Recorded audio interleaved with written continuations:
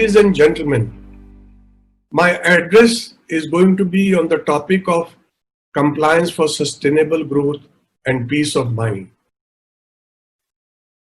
George Bernard Shaw, one of the greatest playwrights, critics, thinkers, and philosophers of the modern era, used to say, I often quote myself, it adds spice to my conversation.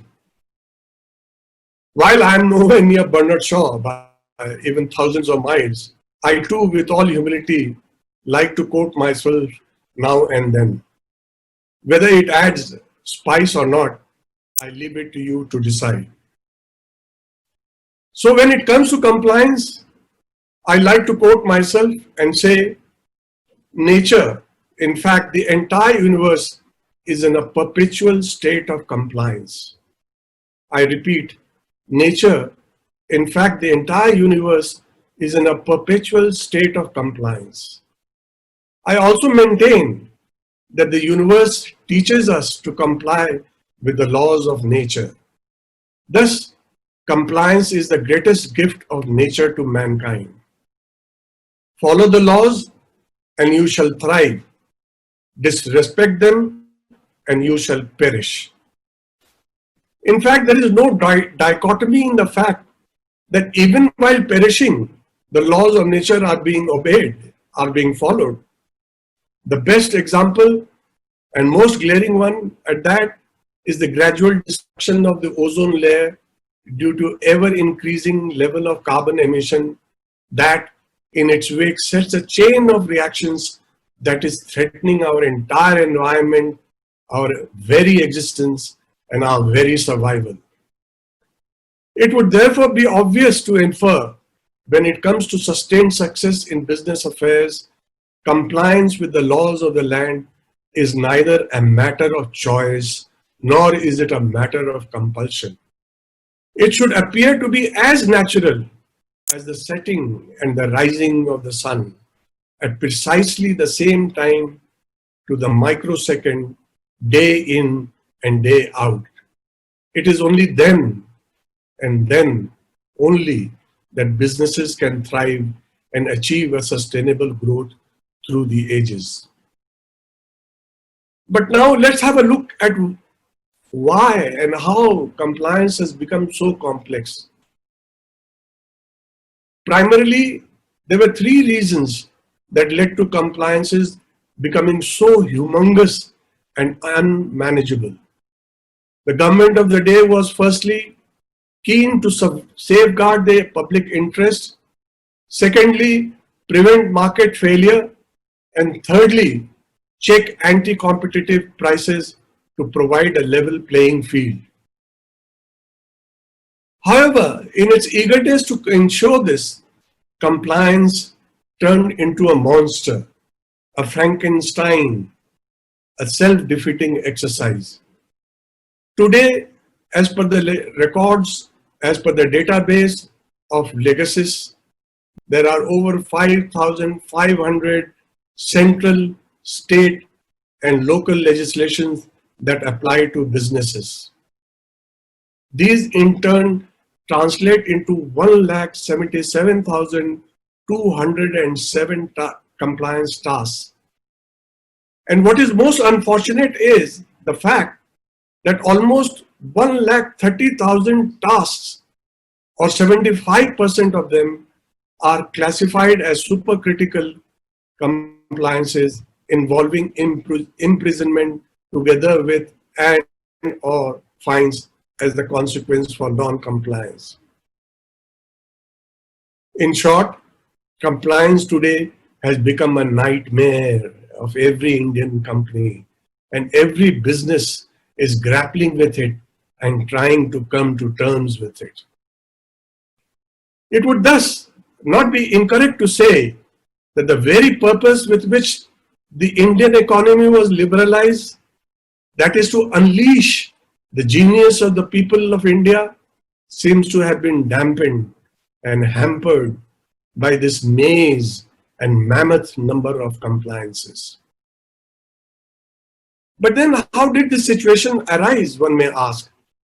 What actually happened was While loads of new laws got added by way of oversight for the reasons that I have enumerated above, the obsolete and the archaic laws never got weeded out. However, all's not lost. The current government is well seized of the matter, it seems.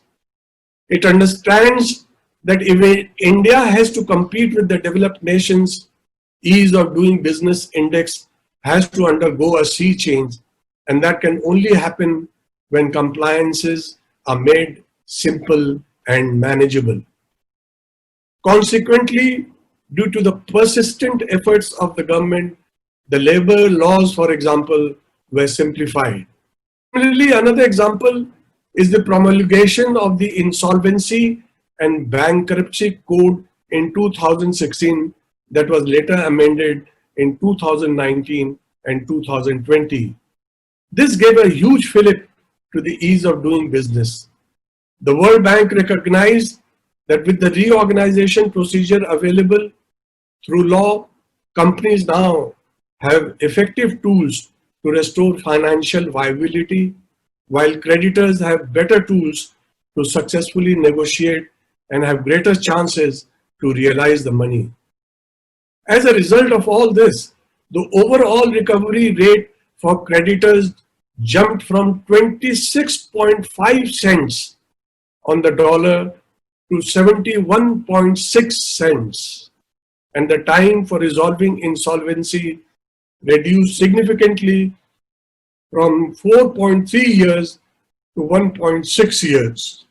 It is pertinent to point out here that while the successive governments till 2018 could remove only 1301, that is 1301 obsolete laws, which came in way of smooth administration and the economic growth in the last 65 years, the present government managed to weed out as many as 1200 acts in just 3 years from 2014 to 17. As a result of these and other measures adopted by the current government, India jumped 79 positions in world's ease of doing business rankings, improving from 142, I repeat, in 2014 to 63, I repeat, 63 in 2019. However, while all this is an encouraging development, India still has a long way to go to become a compliance easy country to do business in. For example, it continues to trail in parameters such as ease of starting business, where it is ranked 136, registering property, ranking is 154, paying taxes, ranking is 115, and enforcing contracts, ranking is 163. All this data is based on the Economic Survey 2019-20 of the Ministry of Finance of the Government of India. To my mind, the discussion on compliance will, however, remain incomplete without turning our attention to the most threatening menace of bribery and corruption, as well as frauds that pervade and plague the Indian corporate world. The myth of chalta hai and jugaad has been the ruin of the Indian business. In fact, it is this perception of bribery and corruption in the eyes of the world that has been one of the biggest impediments in the inflow of investments into our country, as also preventing the Indian companies from becoming globally competitive. Yet, we choose not to talk about it. Yet, we choose not to talk about it. But I must, and therefore I shall. Not for nothing, as per the Transparency International Corruption Perception Index, India ranks 80 out of 180 countries in 2019. It ranked 78 in 2018 and 81 in 2017. Hardly any movement from 78 to 80. Just to give you a picture of what this index is all about, New Zealand ranks at number one position out of the surveyed 180 countries. Now let's have a look at government efforts to combat corruption. Even though it is such a serious matter and it is dampening foreign investments. While the government has been very proactive, as I have narrated above, in trimming the compliance laws and making them business friendly, unfortunately, we do not see the same kind of efforts being there in curbing corruption. At this stage, I would like to mention that I have co-authored a book on corruption with Professor Arvind Verma of the Criminal Justice Department of the Indiana University, US. The title of the book is Combating Corruption in India, and it has been published by the Cambridge University Press.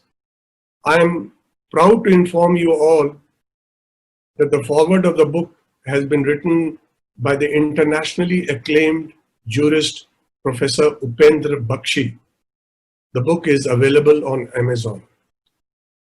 But what happened thereafter? After much of this dithering, and 2 years later, the Lokpal and Lok Ayuktas Act was passed by the Parliament in 2013. Be that as it may, even though the Act was passed, no Lokpal was appointed for 5 years on the ground that there was no leader of opposition.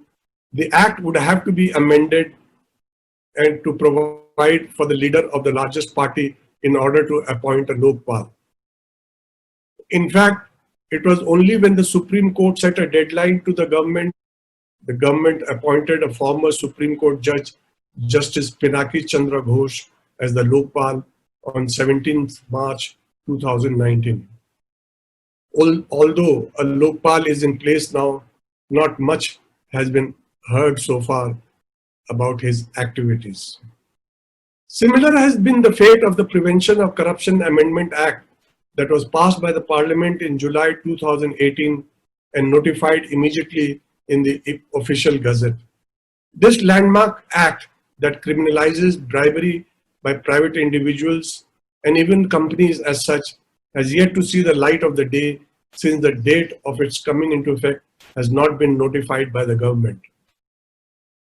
The point I'm trying to make here is, God forbid if a company official or executive or the company itself gets involved in a bribery or corruption case or in a fraud case, 20 years of his or her life would be gone in just contesting the case. These years would be the golden years of one's life and career. Imagine the damage to the reputation of the company, the stigma which one would have to live with, and not to talk of the mental torture and that one would have to undergo day in and day out. Despite all that I have outlined about the perishing impact of bribery, corruption, and frauds, it is shocking that these do not figure in the compliance mechanisms followed by the corporate world. One reason could be that while compliances with a host of laws relating to environment, labor, assets, health and safety, human resources, taxation, etc., require certain filings of forms or filing of statements or certain certifications or fulfilling of certain conditions, the laws relating to bribery, corruption, and frauds do not have any given format for compliance. Abstention and non-commission of these crimes is the only way to comply, much like the crimes of theft or robbery or murder. What is the solution then? First and foremost, and this is most important, the first and foremost is the tone from the top.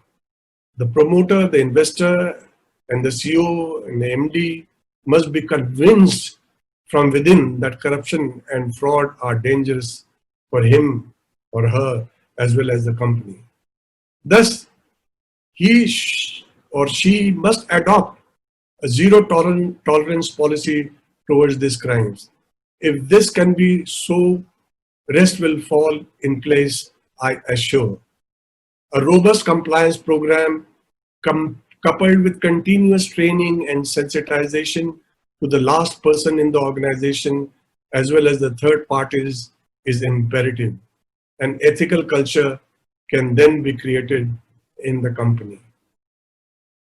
I again would like to quote myself.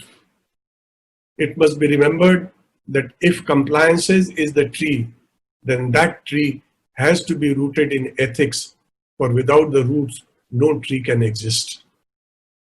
On this day, we symbolically light 80 candles through our 80 awards, and we are optimistic that these 80 candles in turn would light several thousands and several lakhs of more candles so that the darkness of ignorance of non-compliance is dispelled from this beloved country of ours, and we see the brightness of prosperity, joy, and radiance in our lives. To end, I would like to quote the following shloka from the Upanishad. Asoto ma sadgamaya, tamso ma jyotirgamaya, mrityor ma amritam gamaya. Lead us from ignorance to truth. Lead us from darkness to light, and lead us from the death to deathlessness. Thank you for your time, ladies and gentlemen. I wish you all the very best in your business and personal lives. Thank you.